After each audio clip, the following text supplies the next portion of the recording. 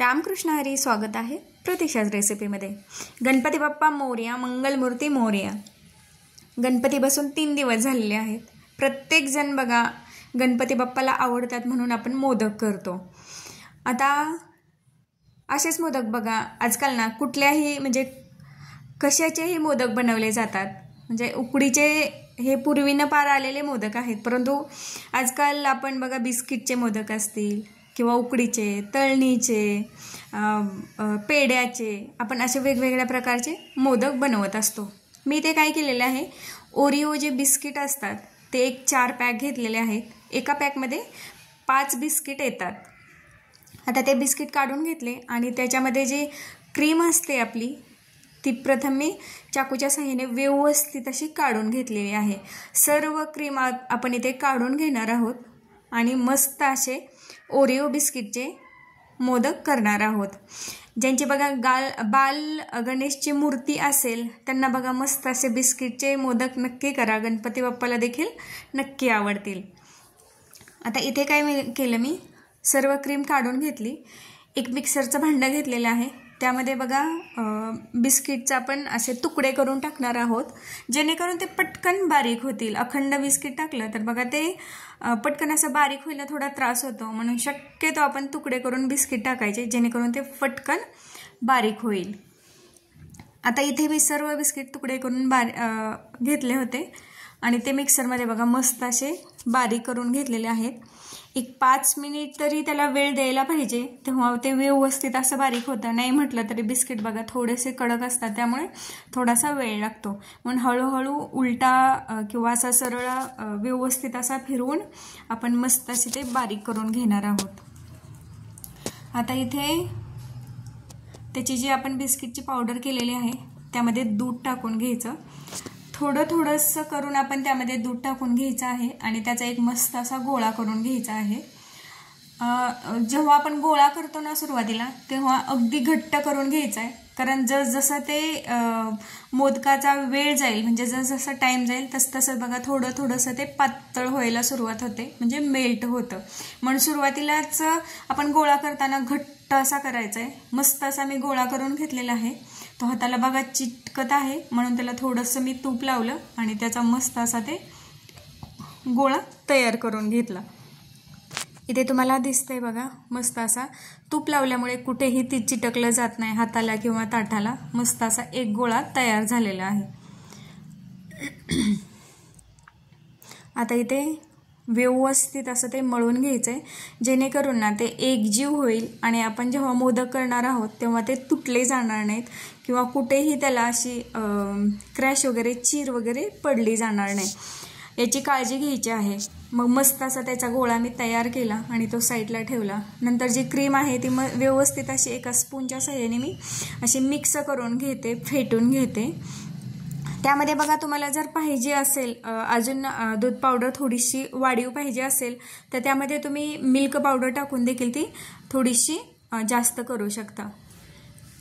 आता इथे मी मोदकाचा जो आपला साचा असतो तो घेतला.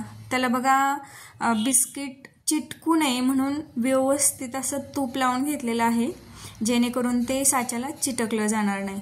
आता नंतर काय करायचं, जो आपण बिस्किटचा गोळा करून घेतला होता तो त्या साच्यामध्ये घालून घ्यायचा आणि कडेकडेनं मस्त असं प्रेस करून घ्यायचं आहे. मध्ये बघा होल मी केलेला आहे, त्यामध्ये आपण क्रीम भरणार आहोत. इथे बघा साच्याला मस्त असं मी प्रेस करून त्याचा एक मोदकाचा आकार देऊन घेतला.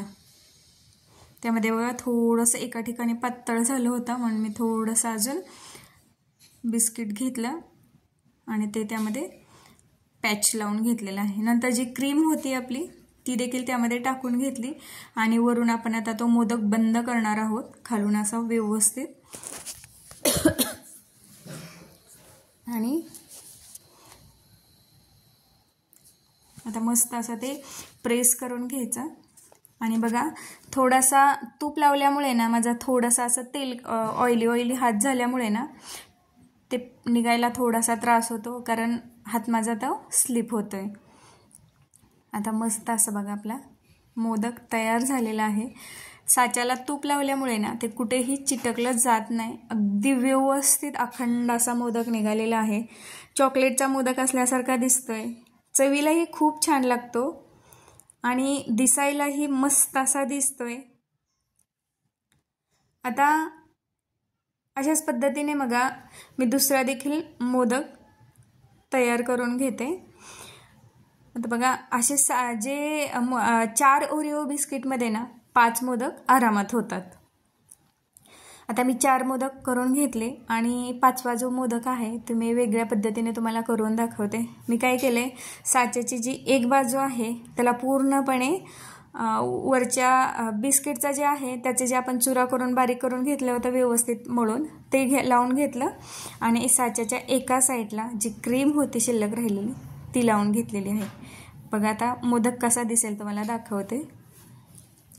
हाफ हाफ करून म्हणजे अर्ध्या साच्याला क्रीम लावली, अर्ध्या साच्याला बिस्किट लावलेलं आहे आणि त्याचा मस्त असा मी मोदक बनवून घेते. बघा इथे तुम्हाला दाखवते. 2 कलरचा आपला मोदक तयार झालेला आहे. तेच बिस्किट आहे, तीच क्रीम आहे, परंतु वेगळा असा मोदक तयार केलेला आहे. तुम्हाला ही रेसिपी कशी वाटली ती मला नक्की कमेंटमध्ये सांगा. इथे बघा 2 कलरचा आपला मस्त असा मोदक तयार झालेला आहे आणि हे मोदक बघा चवीला देखील खूप छान लागतात आणि दिसायलाही खूप छान दिसतात. इथे बघा तुम्हाला जर 11 मोदक करायचे असतील ना तरी 8 पुढे जे बिस्किटचे आहेत 10 वाले ते तुम्हाला लागणार आहेत. बघा आता तुम्हाला किती मोदक करायचे आहेत त्यानुसार तुम्ही त्याचे बिस्किट आणून करू शकता. इथे बघा तुम्हाला दाखवते मस्त असे मोदक तयार झालेले आहेत. व्हिडिओ पाहिल्याबद्दल खूप खूप धन्यवाद आणि व्हिडिओ आवडला असेल तर नक्की लाईक करा, शेअर करा आणि सबस्क्राईब देखील करा. तुम्हाला आता बघा इथे मी एक मोदक कट करून दाखवते आतून तो कसा दिसतोय ते. इथे बघा मस्त अशी आतमध्ये क्रीम दिसते आणि वरून मोदक असा मस्त असा त्याला कळ्या देखील आलेल्या आहेत. इथे आपला बिस्किटचा मोदक तयार झालेला आहे. चला तर मग गणपती बाप्पा मोरया.